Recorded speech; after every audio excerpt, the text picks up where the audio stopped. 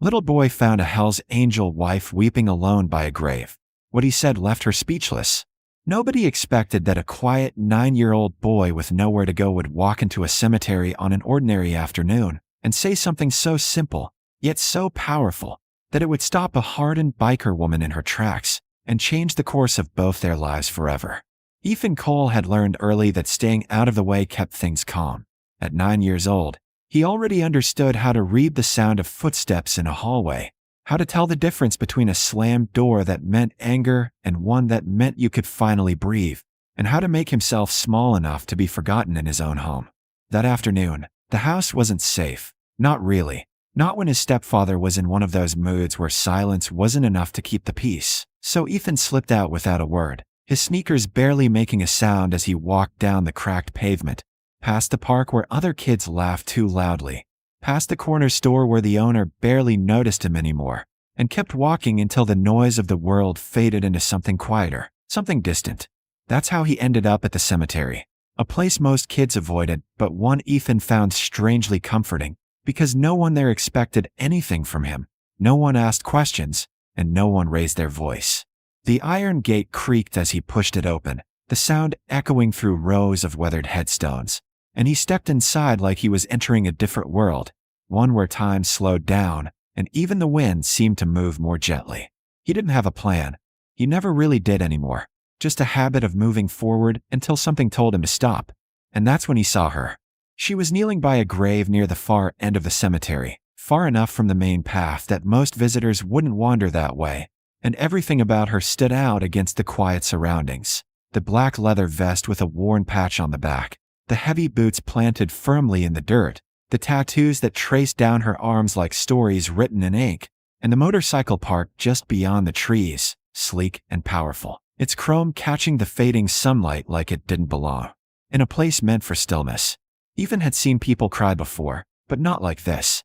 This wasn't the quiet kind of sadness that slipped out when someone thought they were alone. This was raw, unfiltered grief, the kind that made your shoulders shake and your breath catch like it didn't know how to keep going. He stopped walking, unsure what to do, because every instinct he had told him to turn around, to leave her alone, to not get involved. But something about the way she held onto the edge of the headstone like it was the only thing keeping her standing made it impossible for him to just walk away. He took a small step forward, then another, the gravel crunching softly under his feet, and for a moment he thought she might yell at him, tell him to go, but she didn't move, didn't even look back, like the world beyond that grave didn't exist anymore. Ethan hesitated, his fingers tightening around the strap of his backpack, and then he did something he didn't usually do. He spoke. Are you okay?" His voice was quiet, almost lost in the wind, but it was enough. The woman stiffened slightly, not turning, not responding, just acknowledging in some small way that she wasn't alone anymore. Ethan shifted his weight, debating whether to leave, but instead he stepped closer, just enough to see the name carved into the stone, Daniel Reyes, and the small items placed carefully at its base. Fresh flowers, a worn photograph of a man with a warm, easy smile, and a tiny toy motorcycle that looked out of place, but somehow deeply important. He didn't know who Daniel Reyes was, but he could tell he mattered, the kind of mattered that didn't fade with time. The woman finally spoke, her voice low and rough like it had been scraped raw by too many unsaid words. "Kid, you shouldn't be here." Ethan nodded slightly, because he was used to hearing that, used to being told he was in the wrong place at the wrong time. "Yeah," he said quietly, "I get that a lot." That made her pause, just for a second, and then she slowly turned her head, her eyes red and rimmed with exhaustion, her expression guarded like she didn't trust the world to be kind. She looked at him, really looked at him, taking in the too big shirt, the worn shoes, the way he stood like he was ready to leave at any moment, and something in her gaze shifted, not softer exactly, but less closed off. "Where are your parents?" she asked, her tone more tired than accusatory. Ethan shrugged, because it was easier than explaining. "Busy." The word hung there between them, simple but heavy, and she let out a short, humorless breath. "Yeah," she muttered. "That sounds about right." The wind moved through the trees again, carrying a quiet that settled around them, and for a moment neither of them spoke. Two strangers connected only by the strange coincidence of being in the same place at the same time. Ethan glanced at the grave again, then back at her, and without fully thinking it through, he took a few more steps forward and sat down on the grass beside her, close enough to share the silence, but not close enough to feel like he was intruding. It was a small decision, almost nothing, but it changed everything, because for the first time since she had arrived, the woman wasn't alone in her grief, and for the first time that day, Ethan wasn't alone either. Mara Reyes hadn't planned to talk to anyone that day, especially not a kid who looked like he carried more weight than someone his age ever should. But something about Ethan sitting beside her without asking for anything, without trying to fix her or fill the silence, made it harder to keep everything locked inside the way she had for months. She let out a slow breath, her eyes drifting back to the name carved into the stone, as if saying it out loud might break her all over again. His name was Daniel, she said finally, her voice quieter now, steadier but still carrying that edge of something unfinished. Ethan followed her gaze, nodding like he understood, even though he didn't know the man, didn't know the life behind the name, only the feeling of something missing that should have been there. Mara rubbed her hands together, the leather of her gloves creaking softly as she tried to ground herself. He wasn't supposed to go first, she added, almost to herself. That wasn't the deal. Ethan tilted his head slightly, curious but careful, the way kids get when they sense something important is being said. What happened? He asked, not out of nosiness, but because he had learned that sometimes asking was the only way people stopped hurting quietly. Mara hesitated, her jaw tightening as memories she tried to bury pushed their way back to the surface. Road accident, she said after a moment. Late night. Rain. Some guy ran a red light. She let out a short, bitter laugh. That's all it takes, you know? 1 second. One mistake. And everything you built just disappears. Ethan looked down at his hands, picking at the frayed edge of his sleeve as he processed that, because even at 9, he understood what it meant for something to disappear suddenly. Mara noticed the movement and studied him again, seeing past the quiet into something deeper. You ever lose someone like that? She asked. Ethan shrugged at first, but this time it wasn't dismissive, it was hesitant. My real dad, he said slowly. He didn't die like that, though. He just stopped coming around. Mara frowned slightly. That's a different kind of loss, she said. Ethan nodded. Yeah, it's like, you don't know if you're supposed to miss them or be mad at them. The honesty in his voice hit her harder than she expected, because it reminded her of something Daniel used to say. That pain didn't come in one shape, that people carried it in different ways, but it all weighed the same. She swallowed, pushing past the lump in her throat. Daniel wasn't just my husband, she continued, her voice softening as she spoke about him. He was my partner in everything. We rode together, worked together, built everything we had from nothing. People looked at us and saw the bikes, the leather, the club, but they didn't see him. They didn't see how he'd stop on the side of the road to help a stranger fix a flat tire, or how he'd remember every birthday, every little detail that mattered. Ethan glanced at the photo again, the man's smile frozen in time. He looks like someone who wouldn't forget stuff, he said. Mara smiled faintly, a real smile this time, though it didn't last long. Yeah, she said. He wasn't the forgetting type. The wind picked up slightly, rustling the leaves overhead, and Mara wrapped her arms around herself without realizing it. After he died, everything got quiet, she admitted. Not the good kind of quiet. The kind that makes your head too loud. The clubhouse still runs, the people are still there, but it's not the same. He was the center of it all. And without him, she trailed off, shaking her head. Ethan watched her carefully, sensing the weight of what she wasn't finishing. You feel like you don't know where you fit anymore, he said quietly. Mara blinked, surprised. Yeah, she whispered. Exactly like that. He nodded, like it made perfect sense. I feel like that at home, he added. Like, if I disappeared, nothing would really change. The words hung in the air, heavier than anything else that had been said so far. Mara turned to him fully now, her expression sharpening. Don't say that, she said firmly, almost instinctively. Ethan shrugged again, but there was no defense in it this time, just acceptance. It's true, he said. My stepdad barely notices me unless I do something wrong. My mom's always working. I just stay out of the way. Mara felt something twist in her chest, something protective and immediate, the same instinct that had drawn her to the club years ago, the same instinct Daniel had always acted on without hesitation.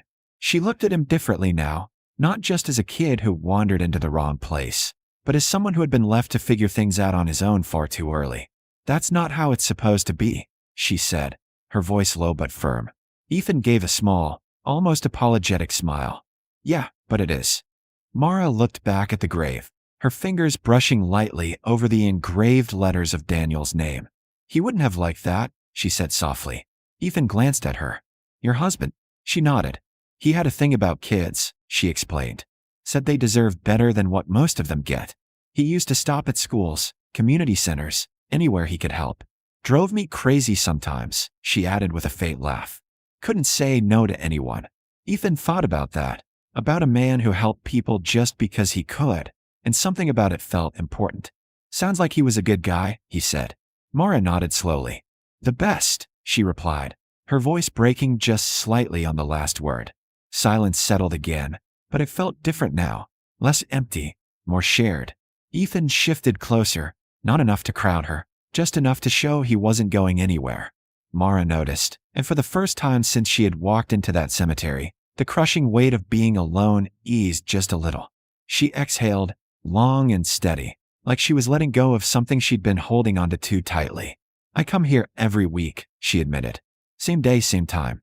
I sit here and talk to him like he can still hear me. Ethan didn't laugh or question it. Maybe he can, he said simply. Mara looked at him, searching his face for any sign of doubt, but there was none. Just quiet certainty. You really think that? She asked. Ethan nodded. Yeah. I mean, if he was that important, I don't think he'd just disappear. Mara felt her breath catch, because those words, simple as they were, cut through the noise in her head in a way nothing else had. She had spent months trying to figure out how to live in a world where Daniel didn't exist anymore, and this kid, this quiet, overlooked kid, was looking at it like maybe that wasn't the right way to think about it at all. She turned back to the grave, her fingers tightening slightly against the stone, and for a moment, she didn't feel like she was speaking into emptiness anymore. She felt hurt, and sitting beside her, Ethan didn't realize it yet, but he had already begun to change something in her that she thought was gone for good. Mara sat there in the fading light, her fingers still resting against Daniel's name, her mind turning over everything Ethan had just said, because somehow this quiet kid had managed to reach a place inside her that months of grief, long rides, and empty nights hadn't been able to touch, and she didn't quite know what to do with that yet. The wind shifted again, softer now, carrying the kind of stillness that settles in when something important is about to happen, and Ethan, who had been staring at the small toy motorcycle by the grave, finally looked up at her again, his expression thoughtful in that way that made him seem older than he was. He hesitated for just a second, like he was deciding whether or not to say what was on his mind, and then he spoke. Can I ask you something? Mara nodded slowly, her voice quiet. Yeah, kid. Go ahead. Ethan pointed gently toward the headstone. When you come here, what do you say to him? The question caught her off guard, not because it was difficult, but because no one had ever asked it so directly before. She let out a small breath, her shoulders lowering as she thought about it. Everything, she admitted. I tell him what's been going on, what I can't figure out, how much She stopped herself, her voice tightening. How much I miss him. Ethan listened carefully, nodding like he was taking it all in. Do you tell him what you're going to do? He asked. Mara frowned slightly. What do you mean? Ethan shrugged, but there was intention behind it this time. Like, what you're going to do next. Without him, that made her go still. Completely still. Because that was the one thing she never talked about, not even here. I don't know what I'm going to do, she said honestly, her voice barely above a whisper. That's kind of the problem. Ethan looked back at the grave, then at her, and there was no hesitation now when he spoke, no second guessing, just simple, clear certainty. Maybe you're not supposed to do it without him. The words hung in the air, quiet but heavy, and Mara blinked, trying to process what he meant. What? She asked softly. Ethan leaned forward slightly, resting his elbows on his knees the way he always did when he was thinking something through. If he was that important, he said, choosing his words carefully, then he probably taught you a lot of stuff, right?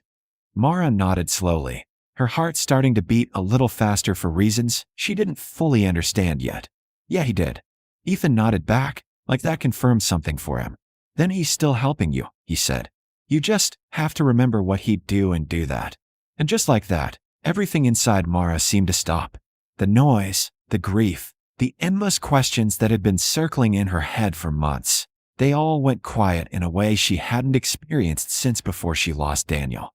She stared at Ethan, completely speechless, because out of everything people had told her, be strong, move on, let go, give it time, not one person had said that. Not one person had told her she didn't have to leave Daniel behind to keep living.